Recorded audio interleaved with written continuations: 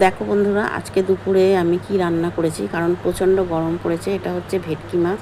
মাছটাকে আমি আগে ভালো করে ভেজে নিয়েছি, তারপরে কড়াই ওই তেলের মধ্যেই পেঁয়াজ দিয়েছি, টমেটো দিয়েছি, লঙ্কা গুঁড়ো দিয়েছি, জিরে গুঁড়ো দিয়েছি, ধনে গুঁড়ো দিয়েছি, আদা বাটা দিয়েছি। সব কিছু দিয়ে মশলাটাকে ভালো করে কষিয়ে নিয়েছি, নিয়ে তারপরে জল দিয়েছি, দিয়ে মাছগুলো দিয়ে দিয়েছি। আর ওদিকে আমি হচ্ছে কি ডাল করেছি, মূলো দিয়ে ডাল করেছি, ভেন্ডি ভাজা করেছি। ভেন্ডিটাকে ভেজে তেল তেলটা ছাঁকার জন্য কড়ার মধ্যে আটকে দিয়েছি।